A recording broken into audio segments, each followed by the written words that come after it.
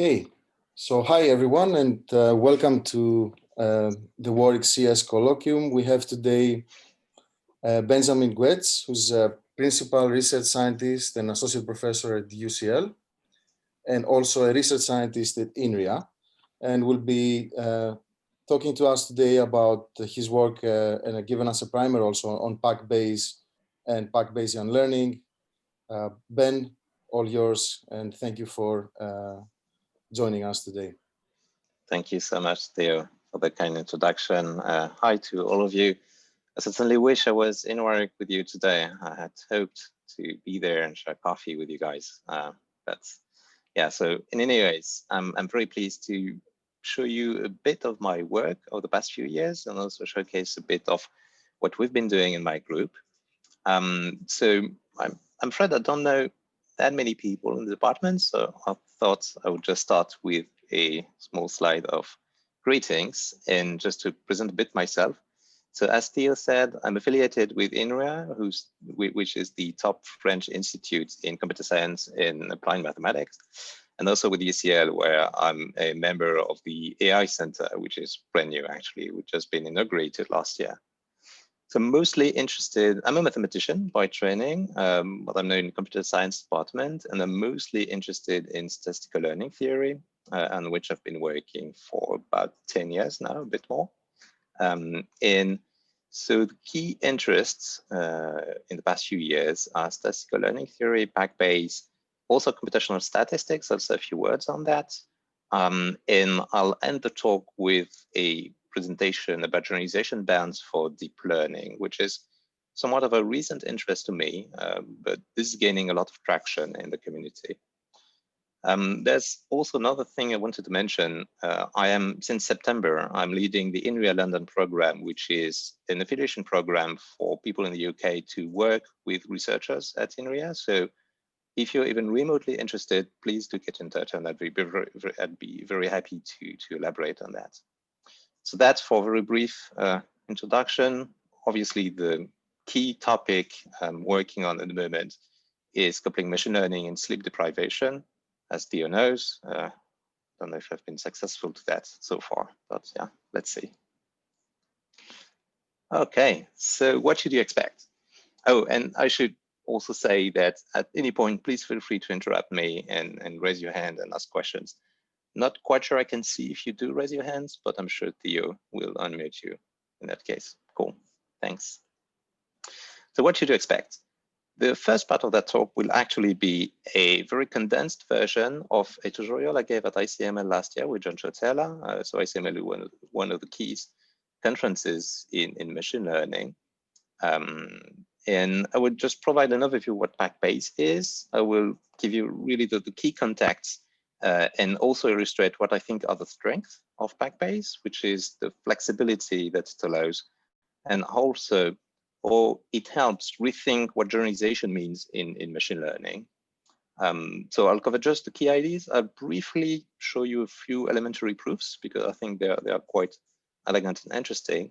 And I'll very briefly present a sample of some contributions from my group. You're very welcome, again, to ask for more details if you're interested.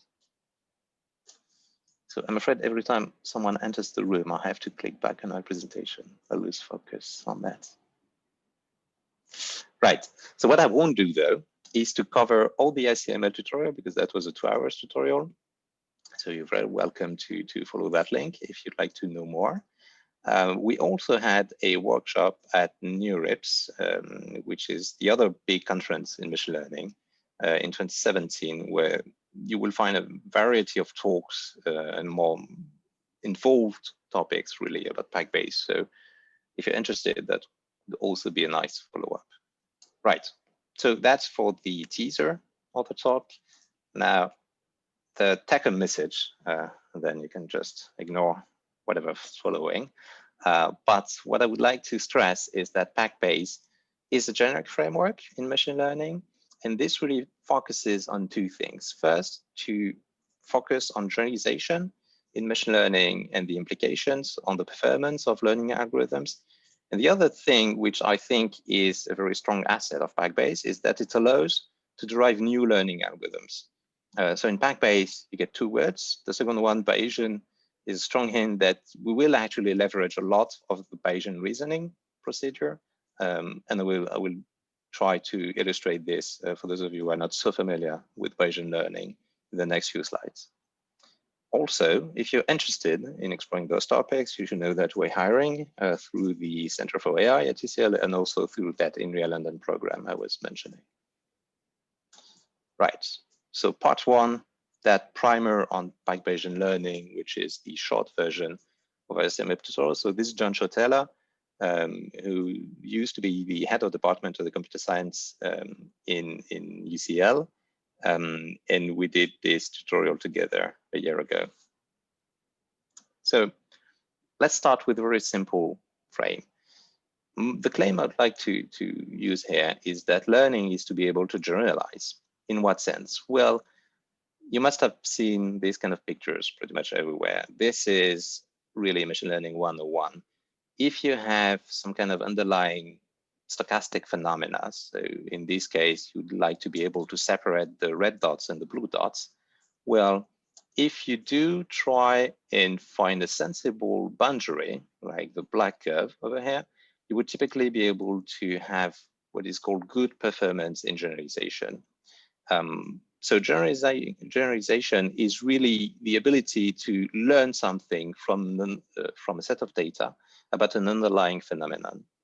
And what is usually admitted as a very bad idea is to memorize what you've seen. So for example, if you absolutely try to fit to every red point or blue point on that figure, you would come up with a green curve, which is kind of an overkill attempt at understanding what's happening. So you've also experienced this in class, for example. If you memorize the answers to a particular test and then you get a new one, you will typically perform quite poorly because you haven't been able to generalize to any new feature data. So this is called overfitting in machine learning, and this is usually quite a bad thing. So you want to be able to avoid this kind of stuff at pretty much all costs. So the generalization is really the ability to avoid overfitting in a sense, because it characterizes how good you are when you've trained your learning algorithm on a particular set of data. It characterizes how good you are on any future unseen data. So as long as you will collect new data, you will be able to assess whether you've learned something meaningful or you just memorized the data you've already collected. So that's really what generalization is about. And statistical learning theory, as a subfield of both machine learning and statistics, is actually all about that. It's also about having high confidence in your assessment of generalization. So let's take this particular example. If you have a fixed learning algorithm, you fix your function class, so the set of hypotheses you would be willing to use, and the sample size, so how many data you have. You just generate random samples, and then you look at the distribution of test errors, so the errors computed on this second part of the sample. If you do focus on the mean, you're very likely to be misled, because that would be basically trying to sum up that distribution with just one quantity, the mean, which is usually not so informative. So what statistical learning theory is about is focusing on the tail of that distribution. So that involves a lot of results in probability theory. And what you're interested in is to find bounds which will hold typically with very high probability. So I'll comment on this in the next slide, but hence the high confidence. If you compare this to a statistical test, what statistical learning theory will be able to tell you for one particular learning algorithm is with certain confidence level, say 99% or 95%, then you will have a performance guarantee on the quality of your algorithm. So that's the acronym PAC, as in PAC-Bayes. So PAC means probably approximately correct. It can be traced back to the early 80s. Bivalent. In a way, the prototypic form of the PAC inequality is like that. You will typically use a confidence parameter, so for example, 99%. And what you will be interested in is to control the probability of committing a very large error in your learning problem to be controlled by this confidence parameter. So that's really the probability of being misled by the training set. Sorry, that's actually 1 minus delta. So this delta should be really small, not 99%. It's rather the 1% over here. So that's what PAC really means. And the high confidence comes if you actually take the complement set, meaning that the probability of being approximately correct in the sense that you're not committing a large error, this probability is at least 1 minus delta, which here is quite a large number, as close to 1 as you would like it to be. So this framework, the PAC framework, has been a cornerstone of machine learning and theoretical machine learning since the 80s. And PAC-Bayes is one specific way of adapting this framework. Right, now let's make this a little bit more rigorous with a notation. So I said that we'll be using a learning algorithm. I'm going to stick to those notations through my talk. So a learning algorithm is nothing more than a process that, when fed with data, delivers a function. What you're interested in doing is based on a set of inputs and outputs. So I'm just going to sum up this with a big Z space, trying to find the best hypothesis, that is the best function, which when fed with an X delivers something which is as close as possible to the Y. That's really the simplest framework in supervised learning that you could imagine. And your way of doing that is to use a training set. So I'm going to assume that I have a collection of data points, which are repetitions of this particular formalism. So I collect a set of X's and Y's. And what I'm interested in is using that data set to learn the best learning procedure possible. So I'm going to call this the training set. The only assumptions I'm going to make at this stage are really simple. So I'm just going to assume that this indeed is stochastic. That is, those are realizations of some distribution, some probability distribution, the data generating distribution P. Obviously, I don't know it. Otherwise, there would be no learning problem. So I don't know this one. I only know a sequence of points which are sampled from these distributions. And those examples are ID, independent and identically distributed, meaning that they are all sampled in an independent manner, and they all come from the same underlying unknown distribution. So this is, again, a very simplest modelization of a learning procedure, but I think this helps in understanding the key concepts of statistical learning theory and PAC-Bayes. This can be all refined, obviously. Right, so what can you do from your samples? So remember, you've collected a sequence of points over here, and you can basically do two things with that. The first one is to learn a predictor, so train a machine learning algorithm. And the other one is to certify the performance of that particular predictor. And actually, those two goals will interact a lot with each other. So by learning a predictor, I mean that you might have some learning principle, which is possibly informed by some knowledge, which is due to a problem. This prior knowledge might result in inductive bias, but that's another issue. I don't want to discuss this today. But learning a predictor is basically a process of training a machinery which will deliver this new function I've been mentioning in the previous slide. So when you're fed with a new X, what you're interested in is applying this new X to a particular function, which will deliver you something which is as close to the unknown Y as possible. So if you think about very classical examples in machine learning, so for example, in computer vision, you would have typically images, and what you're interested in is knowing whether there's a cat in that image. So in this setting, X is the image and Y is just the label, there's a cat or there's no cat. So what you want to do is train your algorithm on a set of image, possibly very big, usually very big actually. And then for a new image, say, being able to say, okay, there's a cat or there's no cat in that image, and you want an assessment of the performance of your procedure for that. So you want to be sure that when you use that procedure to label images, then you're doing a good job. Another very classical example is separation of spam emails and so on and so on. This is all very, very classical in machine learning. The second thing, which is more the key topics of my talk, is certifying the performance of those predictors. So basically what happens beyond the data you've used already for training your performance. And this is what we call generalization bounds.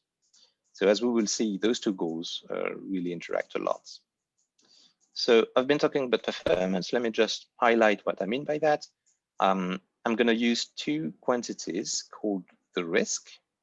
So when you want to assess the performance of a particular function h, so if when you want to estimate the y, you want to predict something which is as close to the y, you do h of x instead, you need some measure of discrepancy. You need some measure of how good is my prediction? How good is h of x compared to y?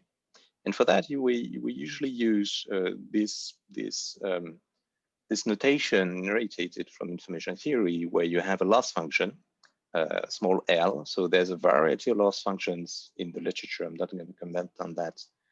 But basically what we do with that loss function is we compute two things: the empirical risk.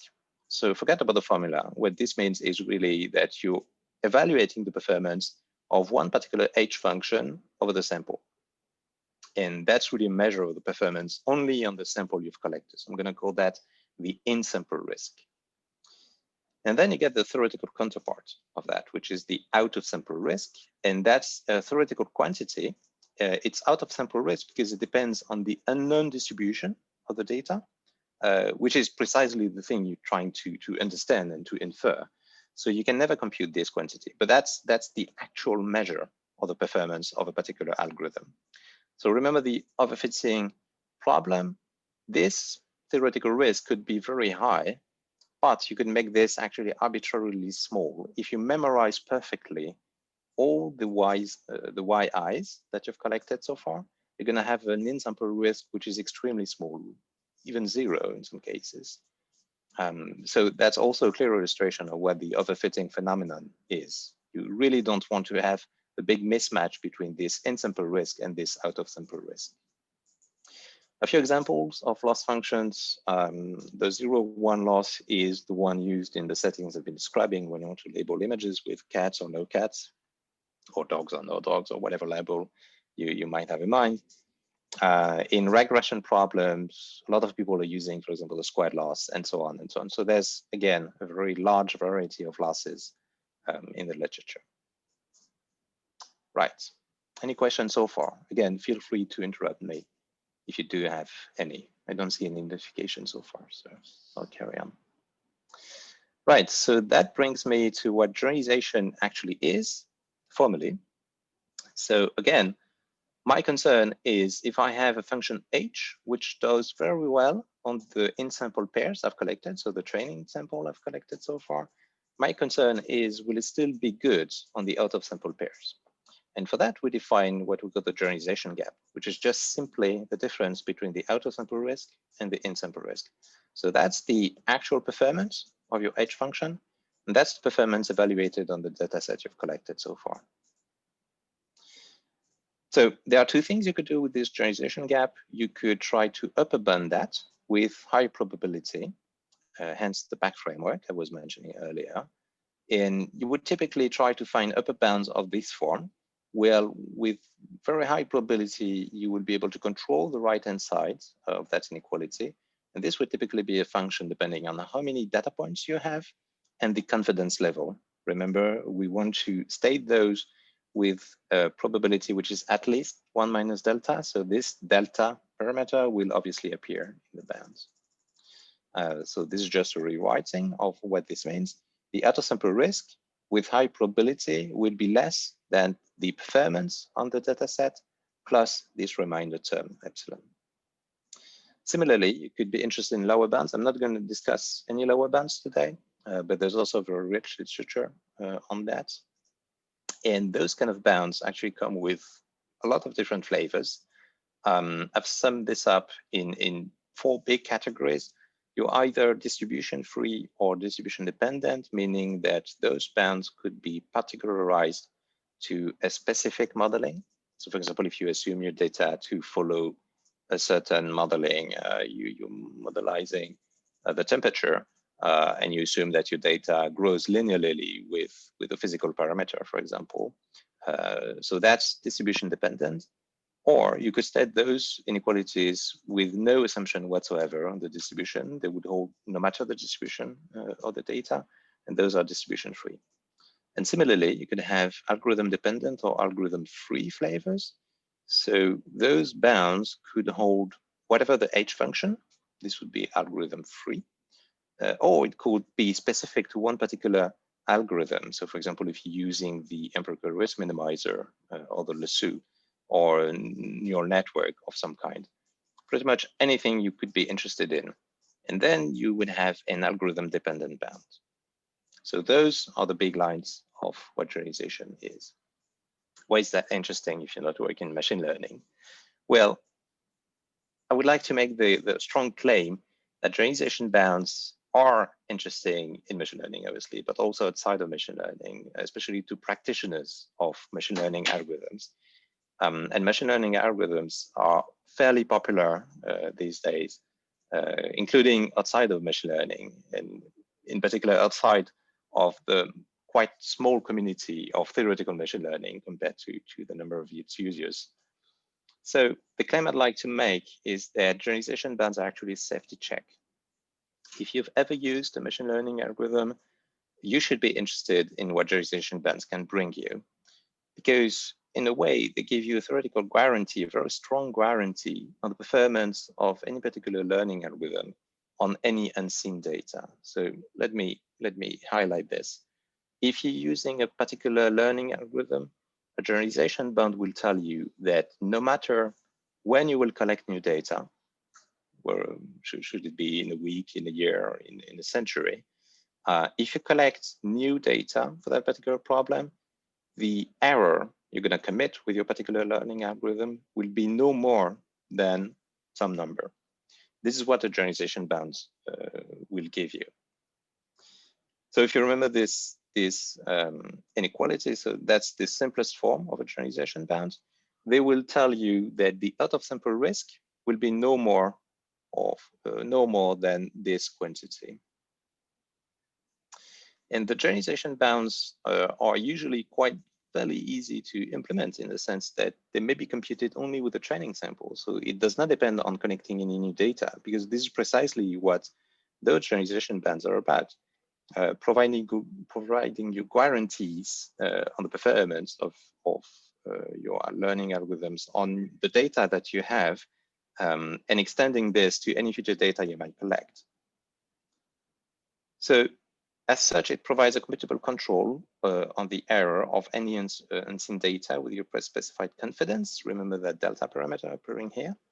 And this might actually explain why some specific algorithms actually work. If you compute this for one particular H star, say, so your favorite learning algorithm, and then you get on the right-hand side, you get a number which is 0.01, you will know with absolute confidence that with probability at least 1 minus delta, where you pick the delta, well, the error your favorite algorithm is going to commit on any new future data will never be more than 1%. And this is a kind of very strong guarantee that statistical learning theory is all about. The last point, which is not the least important, is actually that it could lead to designing new algorithm. I'm going to comment on that in the following slides. Right, before we move into PAC-Bayes, let me just briefly show you what generalization bounds look like when they're not PAC-Bayes.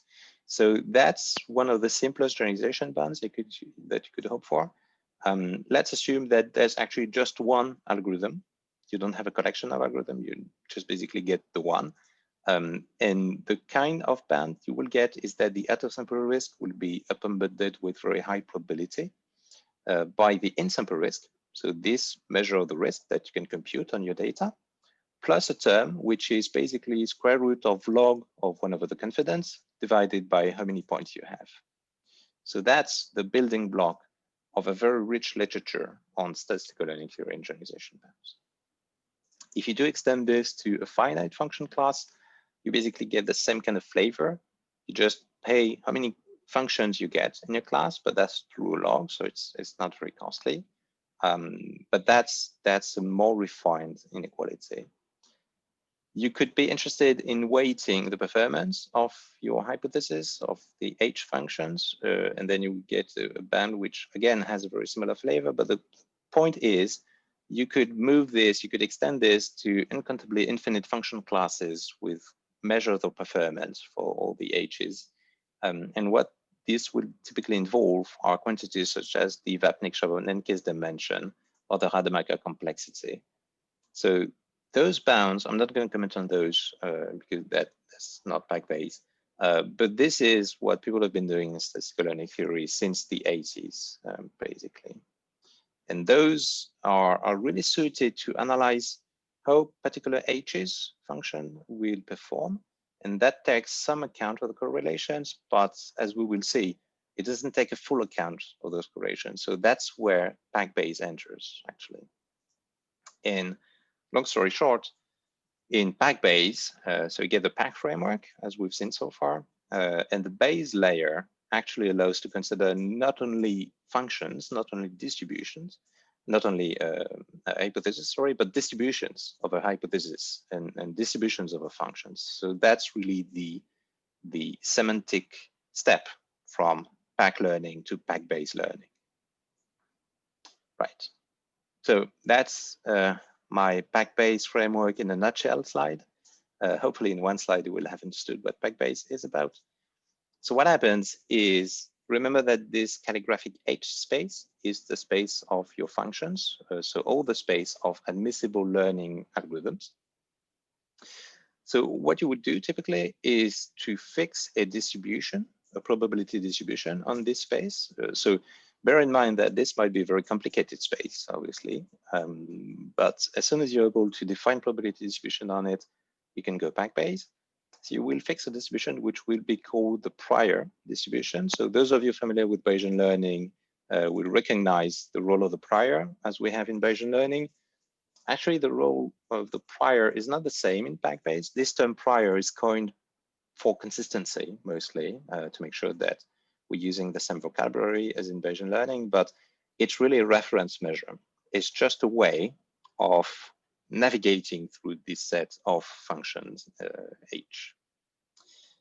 So then you would collect data, and from your data collection, you will learn a new distribution, a new probability distribution, which will be called the posterior Q.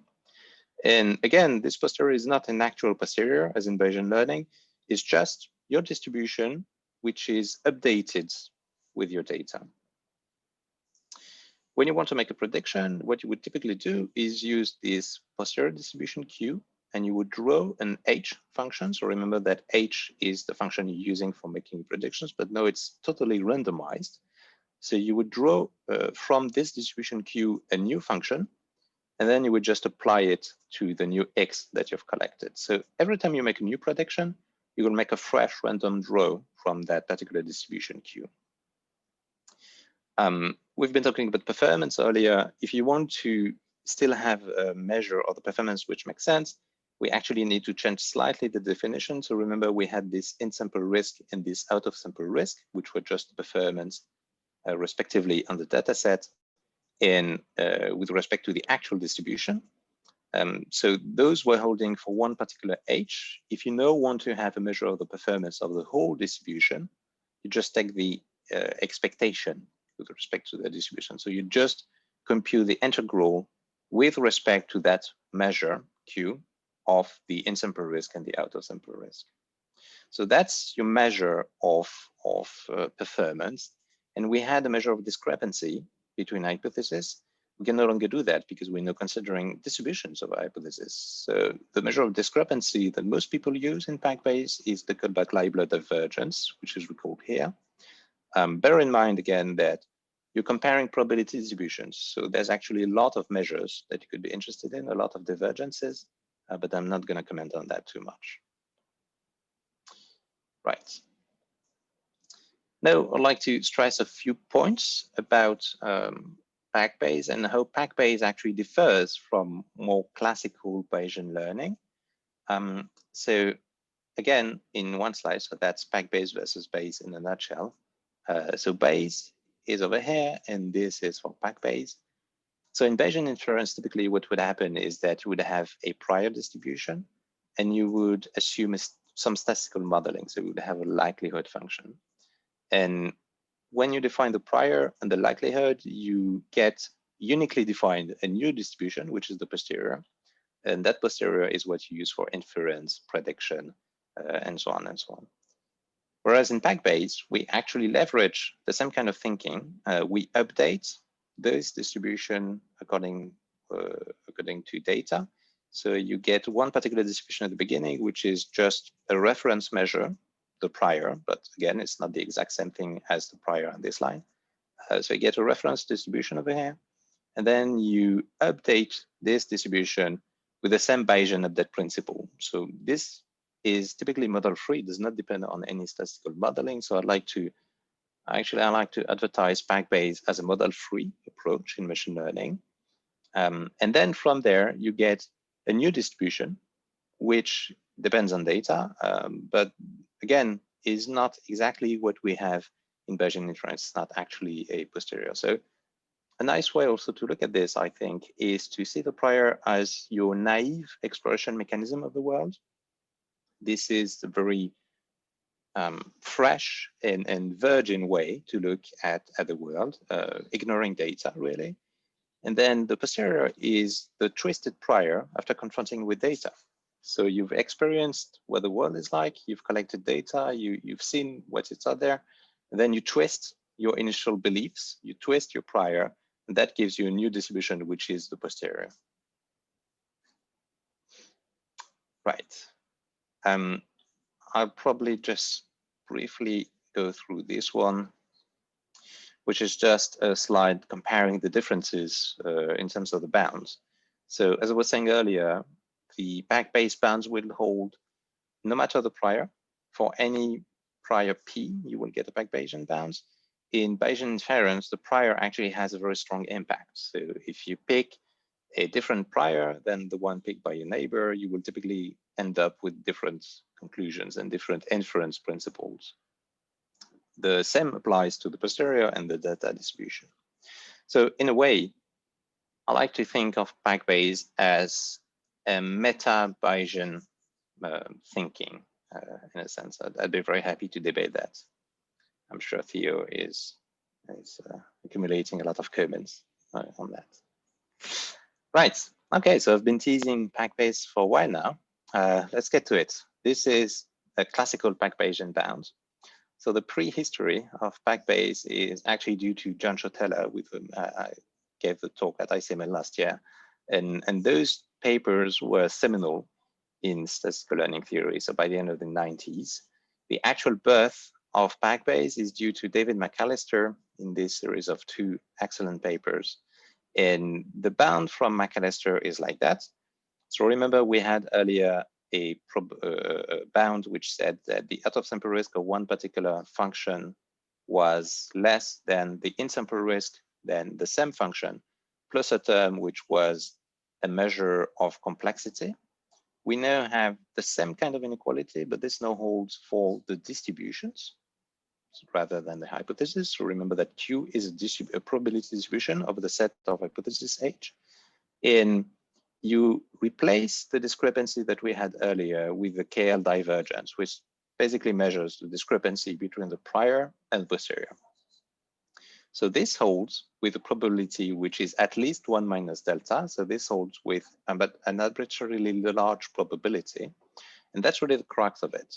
This McAllister bound has been derived in many other settings, and PAC-Bayes has actually been adapted to a very rich variety of situations. So that's the topic of the next few slides.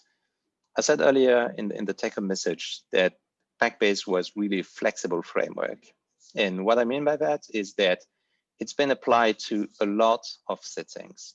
In particular, so it originated obviously in statistical learning theory.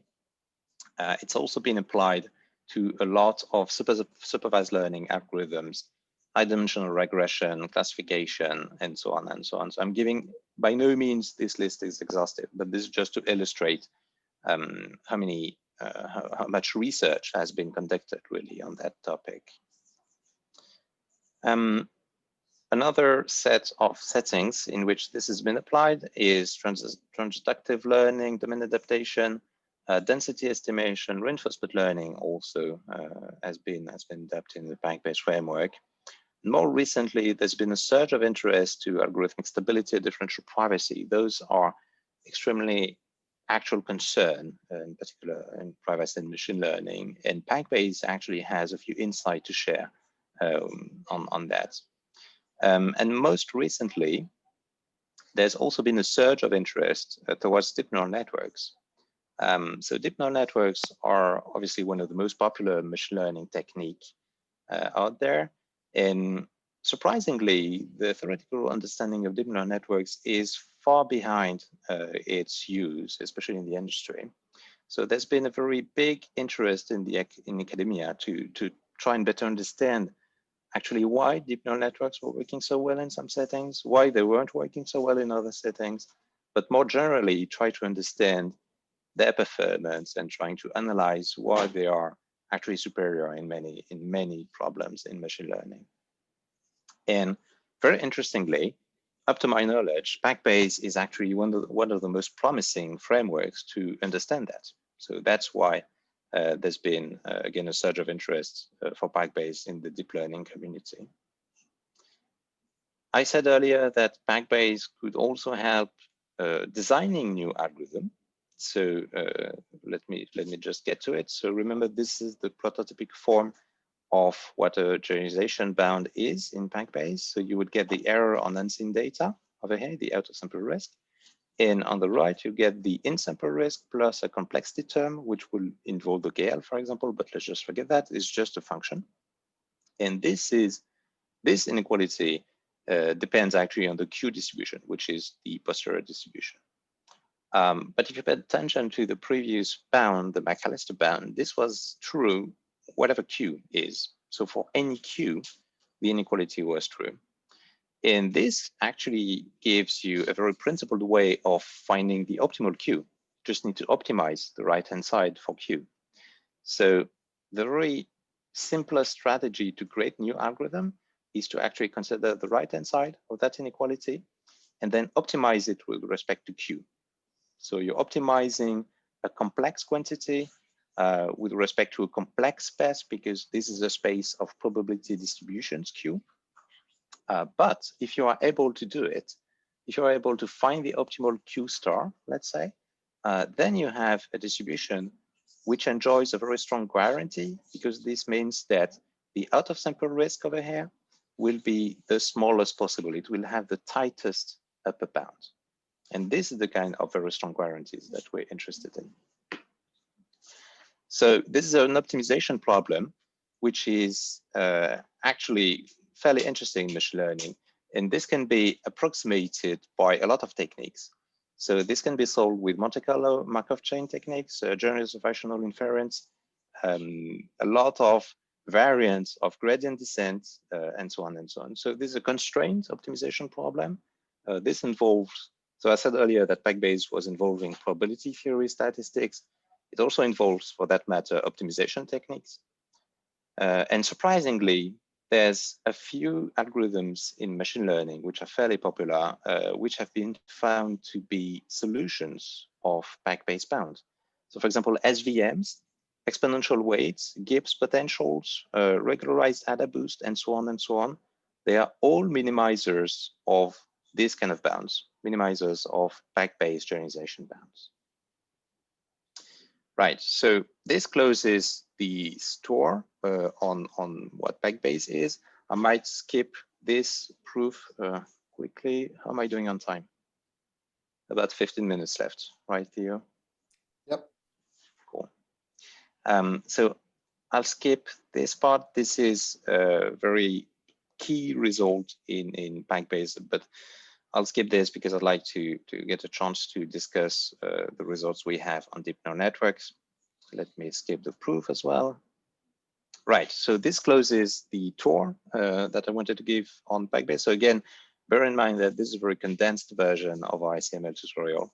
So I've skipped a lot of details, but hopefully you now have an overview of what PAC-Bayes is in statistical learning theory, So this framework actually is useful to understand what generalization is and how it occurs for some machine learning algorithms.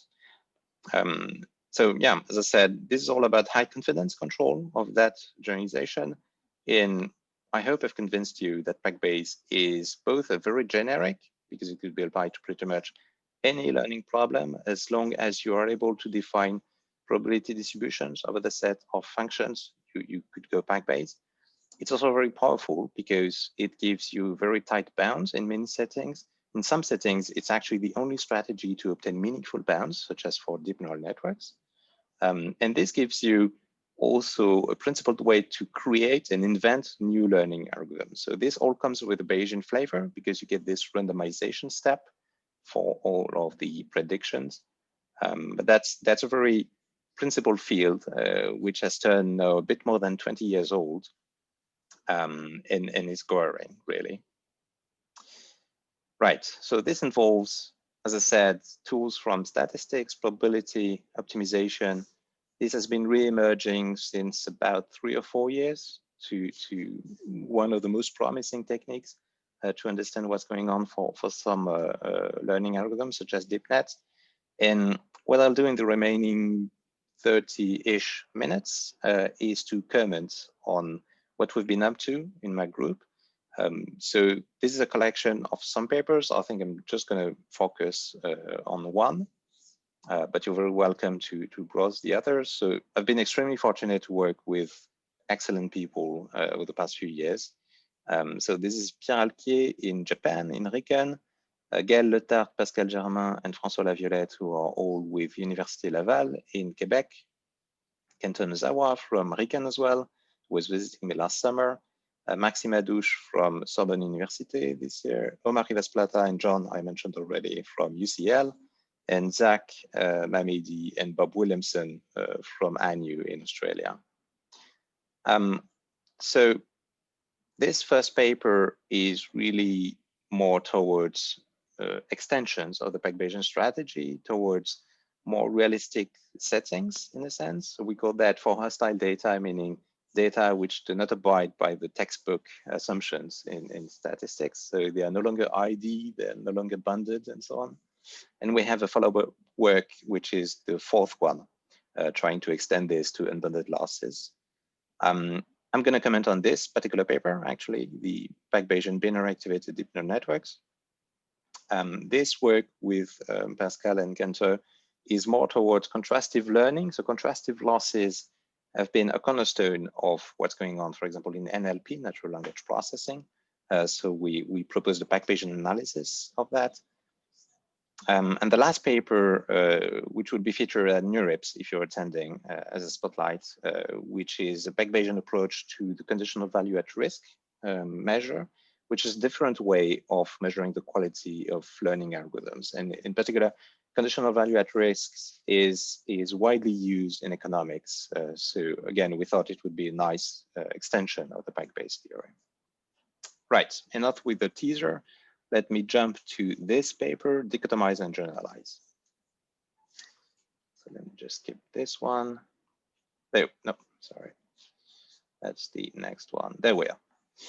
Okay, so this is one of the attempts of having PAC-Bayesian generalization bounds for a deep neural network, and in particular deep neural networks with a binary activation function. So just a very brief slide about what standard neural networks are. So again, this is very simplified for the purpose of clarity, but in a neural network, you would typically get your input X. Let's assume that we just want to predict +1s or -1s, so you get binary labels. And you would typically have an architecture like that. So you would have fully connected layers and possibly a very high number of neurons per layer, and also a very wide number of layers. So if you think about the modeling that I was mentioning earlier, this is actually a nightmare for statistical learning theory. As a matter of fact, there's been a series of papers questioning how statistical learning theory could adapt to these kind of predictors. Usually, we would advocate, again, against overfitting, but very surprisingly, a lot of deep neural networks obviously overfit in the sense that they achieve very small training error, even zero, but they are still surprisingly able to generalize and understand what's going on. So that's one of the challenges in trying to adapt what generalization bounds can bring for deep neural networks. Also, quite surprisingly, actually, there has been an attempt at obtaining a PAC-Bayesian bound for stochastic neural networks.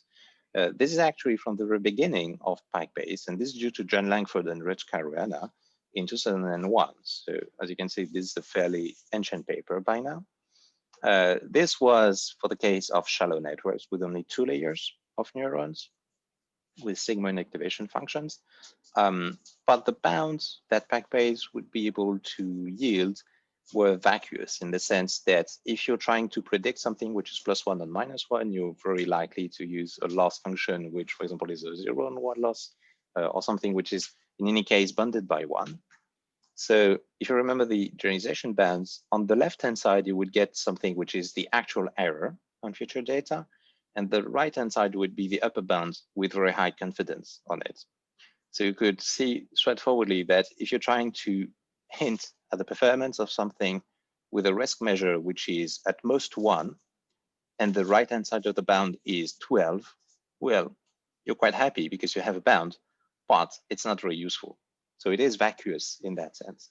If the right-hand side is larger than a very naive and straightforward bound on the risk, then your bound might be true, but it's not very meaningful. If I push this to the extreme, I could basically have a generalization bound for pretty much any learning algorithm where the right-hand side would be something extremely large. If I say that the performance of any learning algorithm is bounded with very high probability by 10 to the 30, I will always be right, but that's not very useful.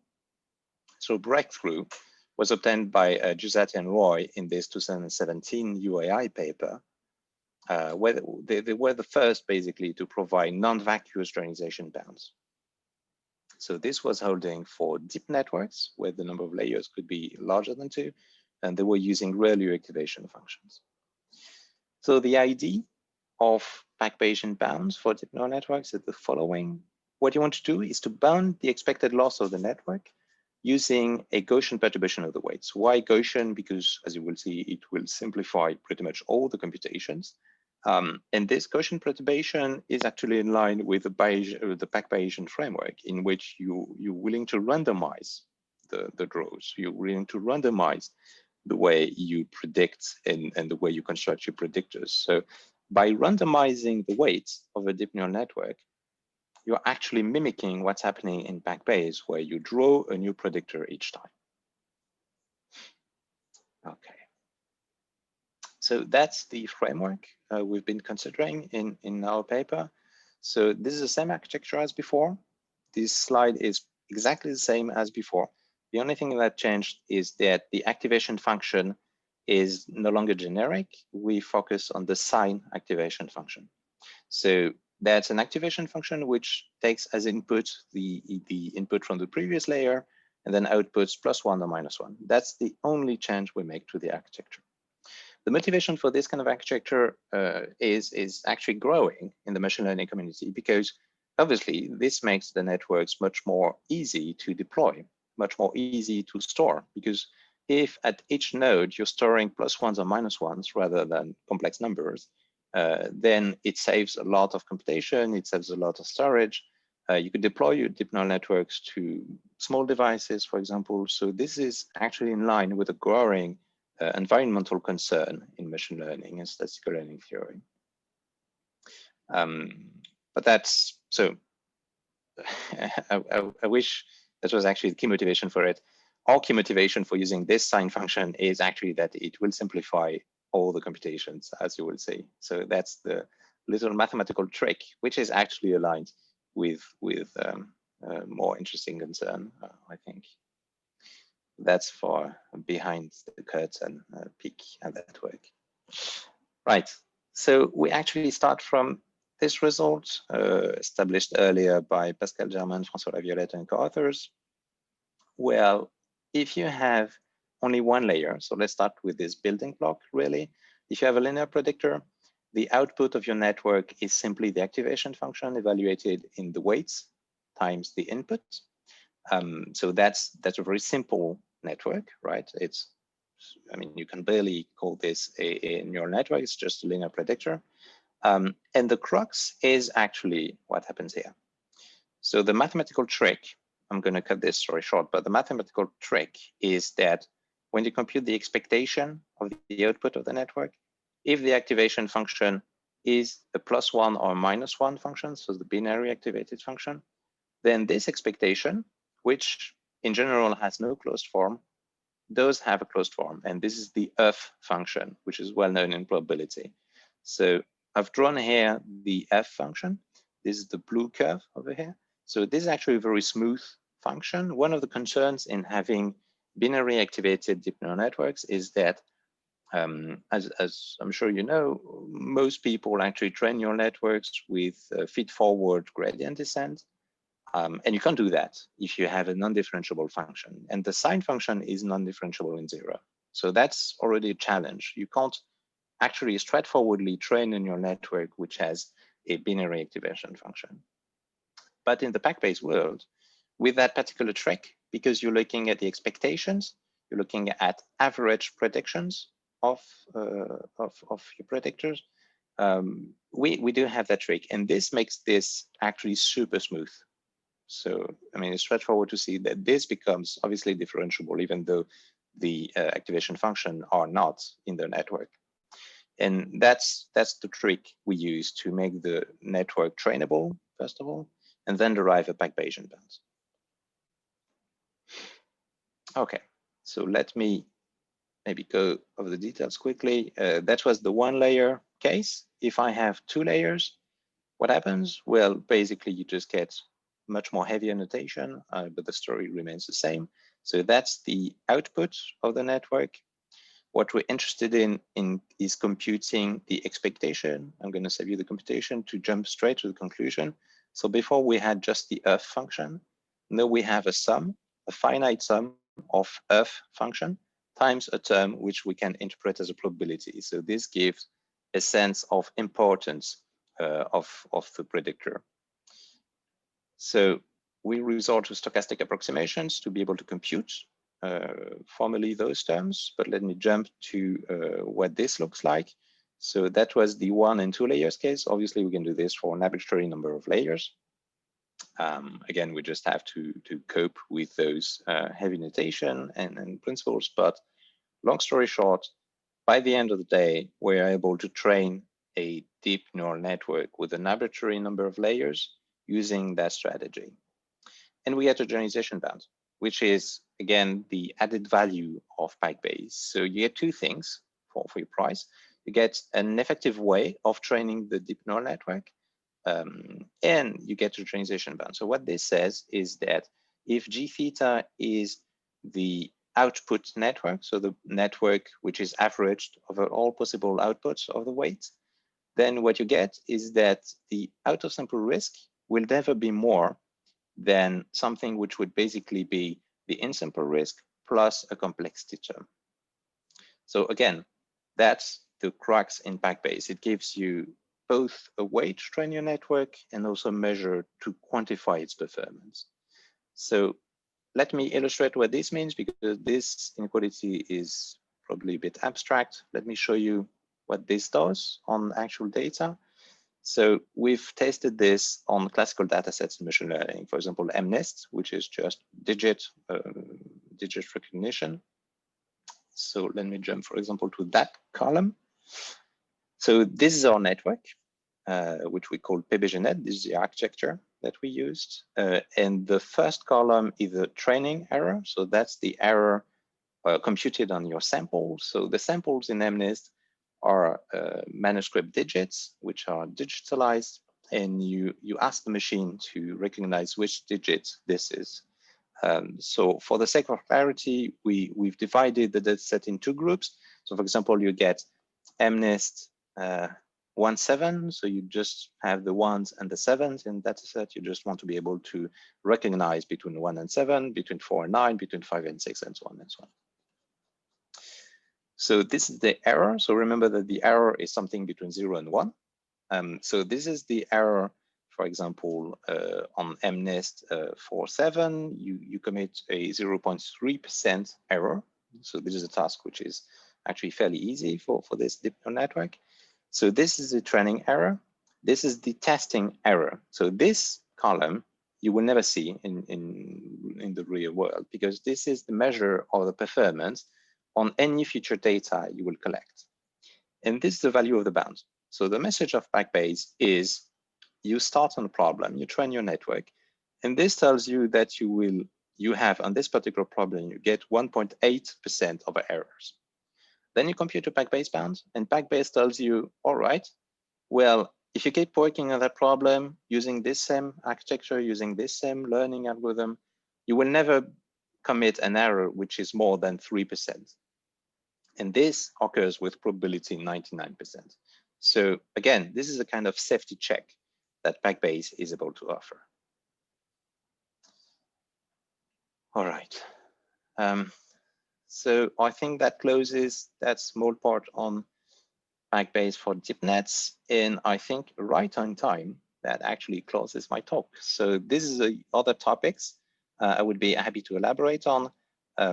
If you're interested, in only thing left for me is to thank you guys for attending my talk and for listening. Thank you very much. Thank you very much, Ben. And I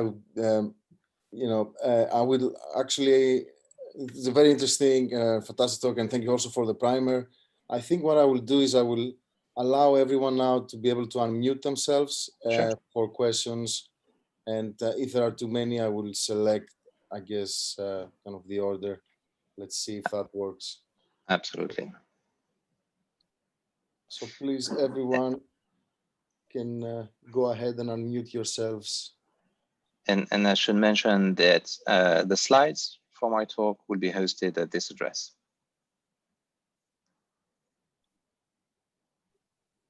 Thank you. While maybe people are looking for the system, let me warm you up with. So you mentioned that you've done this. I think that was from 2018, a paper on non-IID settings, which is kind of great interest for me. And I was wondering if you can give us kind of very briefly what's, Absolutely. when you're breaking some of the IID assumptions one way or another, either through sampling in a with some sort of dependent mechanism, or when the data distribution is like shifting, can you get a handle if or perhaps the mechanism of how this is shifting to get a bound? Absolutely, absolutely. So what happens in most statistical learning theory bounds is that they rely on concentration arguments, and most of the concentration bounds out there actually hold for ID data. Why is that? Because it actually eases a lot of computations, as you know. But what we came up with Piralquier in 2018, it got published in 2018, but this is actually a bit older than that, is actually a new way of proving a PAC-Bayesian bound, which does not need to rely on concentration arguments. So in particular, it doesn't need to assume that data is ID. I mean, there's no profound requirement to assume that data is ID to prove a generalization bound. This is just an artifact of the proof technique, in a sense. So what we did is come up with a new proof techniques and then actually highlight the proof because it's extremely elementary and very short. So what we did, just to fix up notation, is to decouple the effect in the bound of what was linked to the data and what was linked to the complexity. So remember, we had this term of complexity, the KL, between two distributions. So this is actually much more general in here because those are F divergences rather than the callback. And just to show you the proof, so this is what we're interested in, the generalization gap, the in-sample risk, and the out-of-sample risk. We use extremely elementary steps to massage this term. And by the end, so that's respectively Jensen inequality, the change of measure, which is a very used technique in probability theory, Hölder inequality, and Markov inequality. And what this gives you is this. That's the final bound. So I think the actual answer to your question is if you have a data generating distribution which is shifting, for example, well, you can no longer apply a lot of the current proof techniques in PAC-Bayes or statistical learning theory for that matter. You can still apply different techniques such as this one. What you will get is a bound which is obviously weaker than the one you would have if you had assumed that your data was ID. So there's a price to pay, obviously. But the message is that even though you no longer abide by the ID assumption, you can still get a bound, and this bound can still be meaningful. I hope this answers. Yeah. Thank you, Ben. Let me see, any other questions? You get a lot of thanks on the chat. I hope you read those, Ben. Thank you. I'll take advantage and ask one more if there's. Yeah, there's a question from Jayesh. How is the hypothesis class decided? The bunch should be hypothesis class dependent. That's an excellent question. So let me jump back to the initial slides I had. So what usually happens in statistical learning theory is that you fix the big space H in advance.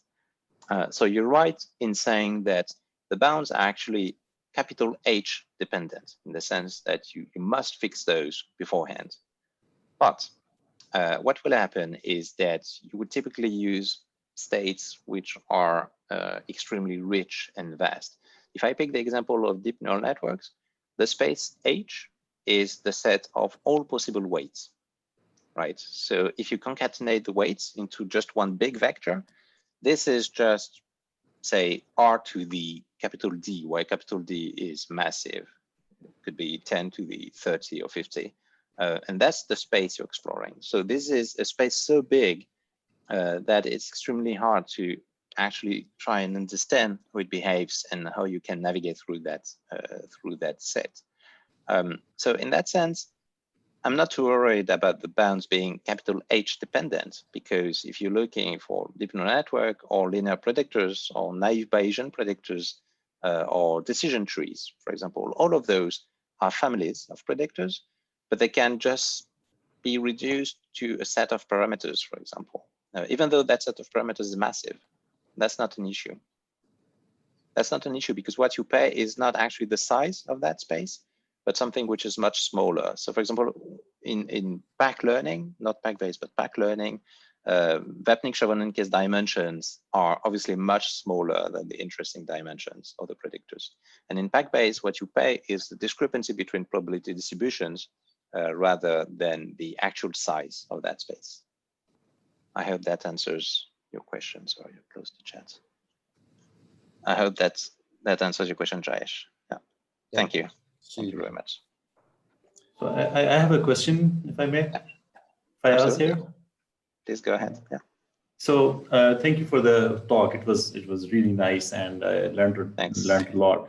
So thanks very much. I have a question. So as it seems, one way to interpret PAC-based learning is that we're trying to solve a more complex problem than merely prediction, right? So our objective is predicting something, but we're trying to come up with bounds that, so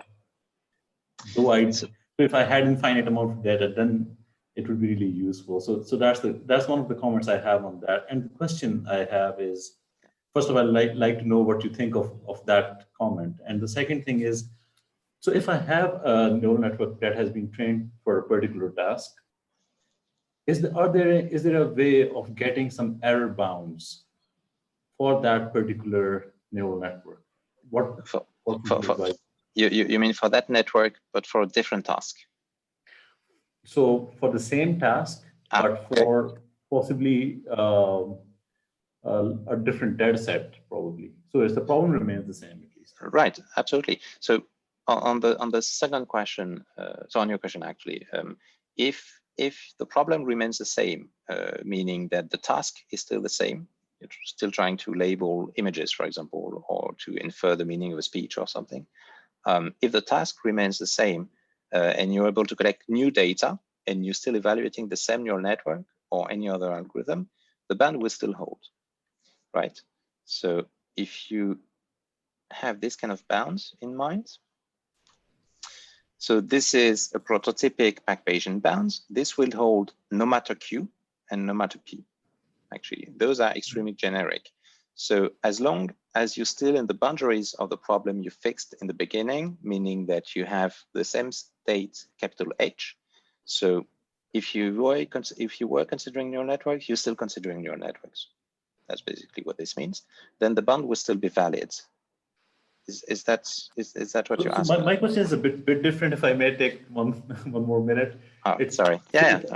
If I already have a neural network trained to solve a particular task, say it's not a PAC-based trained neural network. Okay. It's an empirical error minimization trained neural network, and I have it now. I can perturb its weights and pass the same data through it to get some more statistical estimates. What type of error analysis can I do to get somewhat of realistic bounds that go beyond simple, let's say, 5-fold cross validation?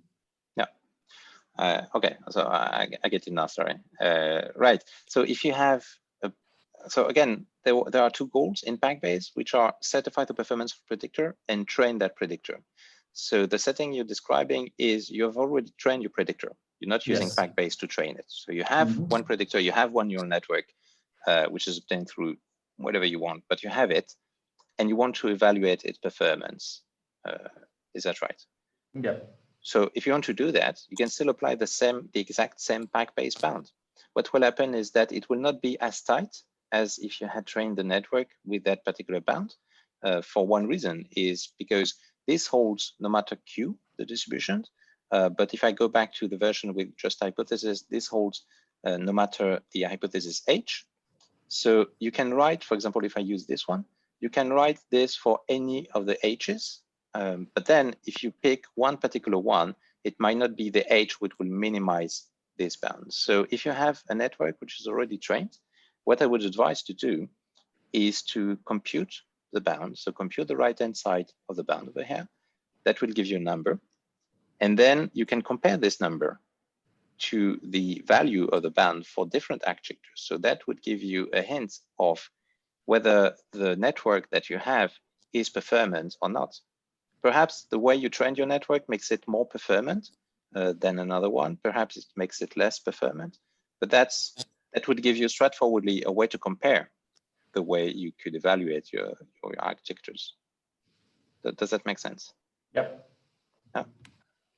I'd be very happy to elaborate if you're interested. Thank you very much. Thanks for the question. Yeah.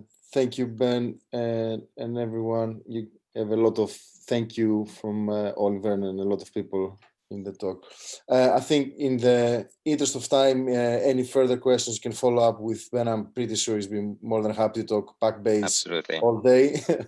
And thank you so much, Ben, for coming to the colloquium and presenting your work and giving us a primer as well. That was fantastic. Thank you very much. Thank you so much for having me. Thanks, you guys.